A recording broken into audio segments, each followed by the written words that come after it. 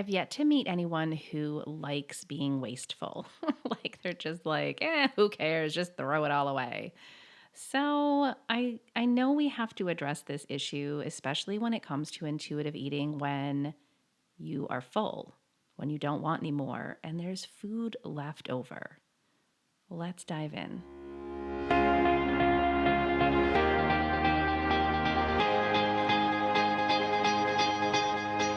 Welcome to the Intuitive Eating Mama podcast. I'm your host, Jennifer D'Amato. I am an intuitive eating counselor and I'm also a mom to four. This podcast is not just for mamas, it's for all women who are ready to ditch diets, ditch the scale and food guilt forever, and instead invite peace with food, increase their body trust, and confidence in all of her choices. I believe this show is going to shed some light on sneaky ways diet culture has infiltrated your thoughts, your family, and your well-being. No matter the episode, I want you to walk away feeling informed, inspired, and encouraged.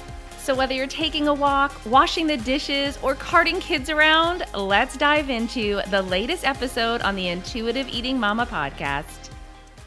When my kids were little, I really unknowingly did my best to honor their intuitive eating. And, I was immersed in diet culture, but if they were done and didn't, want to eat what was left on their food, I never really stressed it. I didn't make them finish everything before they could get up. And maybe when they were older, I know I did that. I know I did that sometimes. But when they were young, I'm talking toddler age, and they were just full, I let them get up and go. And I know part of that was because I had a very different experience. My memories from childhood were you cannot get up from this table until that plate is clean. And I can remember that through like upper elementary, middle school. Specifically, oh my gosh, I'm having like traumatic memories of the tortellini and broccoli dish with this cream sauce stuff. I freaking hated it. And to this day, I won't eat tortellini. Love ravioli. I will not eat tortellini because of this. It's that like scarring to me. I can remember because I was older. I was definitely upper elementary or early middle school. I can very distinctly remember this. Anyway, when my kids were really little, they would leave food and I would eat it. Like I would clear their plates for them. Sometimes that was all I ate, and sometimes it was in addition to my own, lunch or whatever. And I would talk with, a girlfriend about this, and we kind of joked about it where we would just kind of eat their leftovers, their little tidbits and stuff. And that's how moms survive, we get through the day because, with toddlers, and I had many toddlers all at once that, would eat this food. But part of it was I grew up not being able to waste anything. Part of the clear your plate, right? Part of the you can't get up until you finish all your food was we couldn't waste. And I don't think there was any malicious intent ever. I don't think that about my family, my mother, my grandmothers, like any of them. I don't think any of them were thinking anything malicious. They just didn't waste food. You just didn't waste food. And so of course that was you have to eat everything on your plate. Generally, we didn't serve ourselves. And when my kids were toddlers, they rarely served themselves either, which is, part of the reasoning of why would I have them eat everything that I decided they needed to eat? It just never quite made sense. I'm not a big fan of waste. And again, when my kids were little, I refused to waste anything. Like I had to eat it. You can tell how strong the messaging is from our childhood, even when we're in adulthood. And I didn't see it, how much it had manifested until I had my own kids. I'm not saying you need to have children to see these messages play out in adulthood. It's just when it occurred to me, like how much that had impacted how I thought about food, how I thought about waste, how I thought about what was on my plate. And I can remember even one of the first times I had a discussion with my husband because obviously he grew up in a different home, yet very similar. He could not get up from the table either. As a older, again, I'm not talking toddlers, and I don't think he can recall that time. We've talked, that upper elementary school age, any of that, middle school, high school, like what's on your plate, you will finish. And, he grew up in an Italian home. We always was kind of like chalked it up to, oh, this is an Italian thing. No, it's not. It's just not. It's not an Italian thing. This is just a thing. Like it's passed on from generation to generation. And it's not everywhere. It's so interesting. I had talked to a friend who is Haitian, and in Haiti, she's like, that's not a thing growing up. She's like, even the kids served themselves, which is mind blowing, I'd say, for most people. And then if you're done, you're done. And here was the thing that she mentioned is you didn't take more than you thought you'd need. You could always go back. Maybe you could go back, if there wasn't, if there was food left over, you could go back and get more.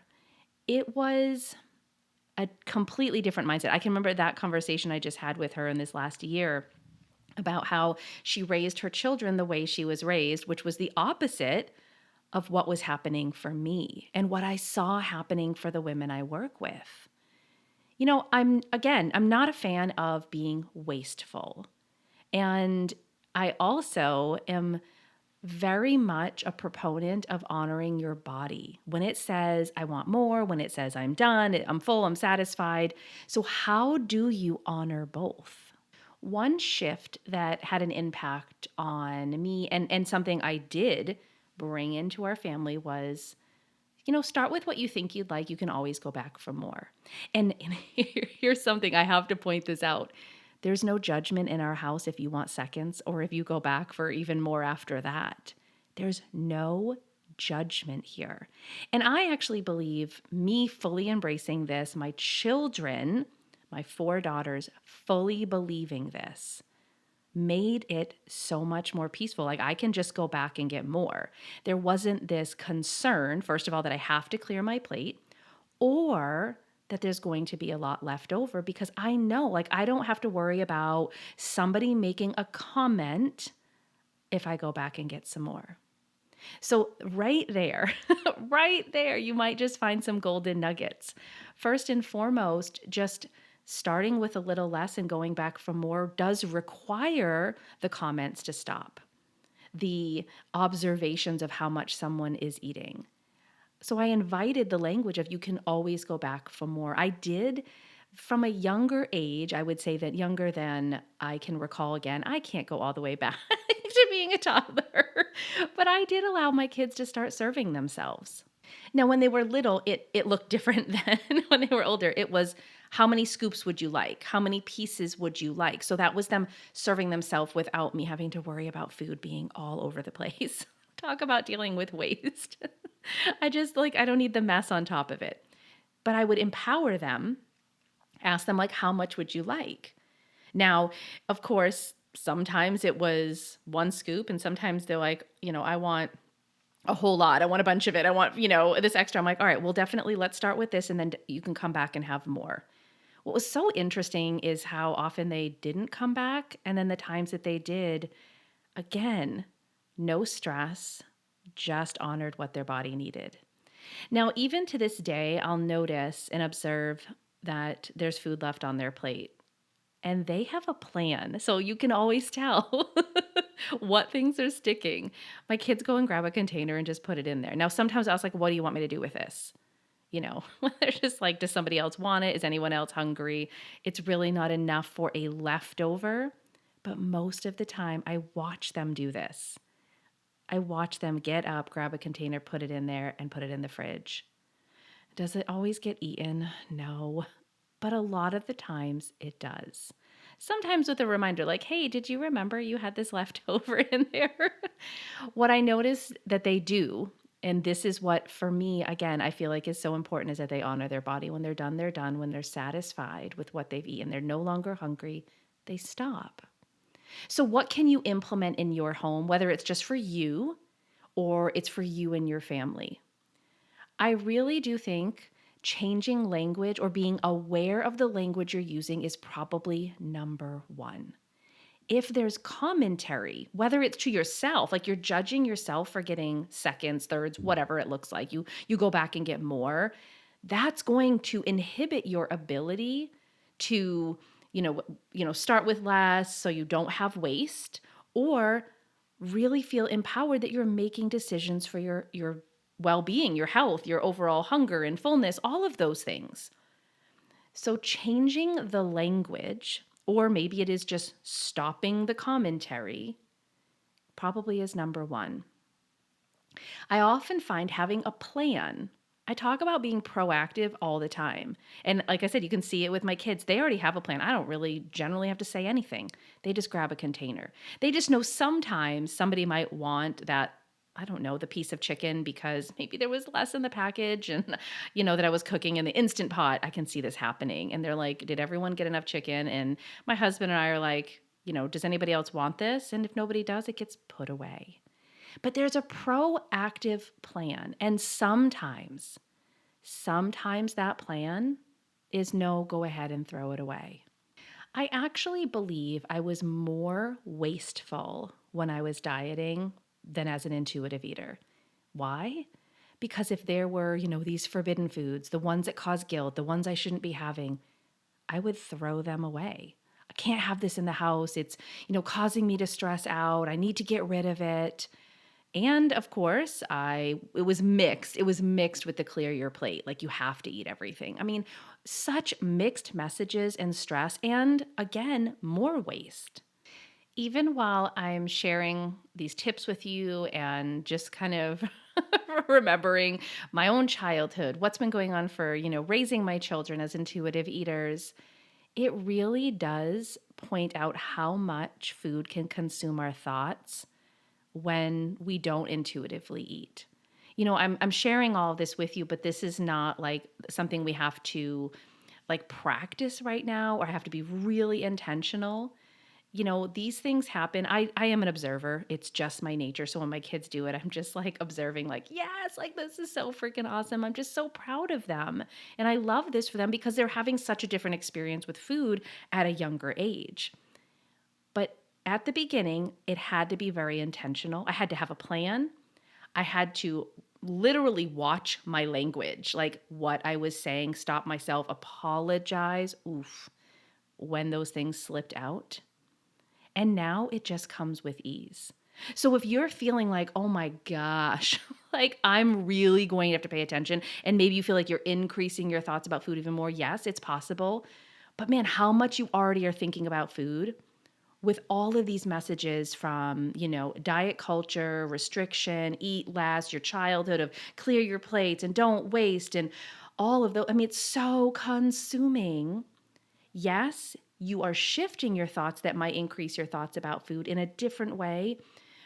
But what happens over time is all of it reduces. It's just the way you do things. It's just the way your kids do things. It's just the way it is.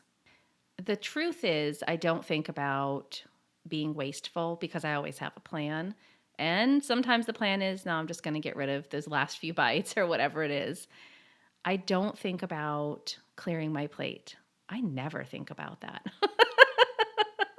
Sometimes I clear it, sometimes I don't. Sometimes I go back for a second, sometimes I don't. I mean, I just don't think about it until I'm like doing some observation of what's going on because this is the work I do literally every single day. But I promise you, those thoughts reduce.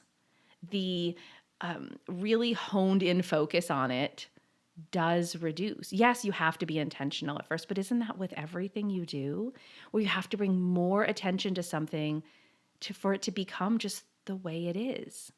I think observing our thoughts is not always fun, pleasant, or easy to admit. Like I'm telling you, the times I've apologized for things that have come out of my mouth.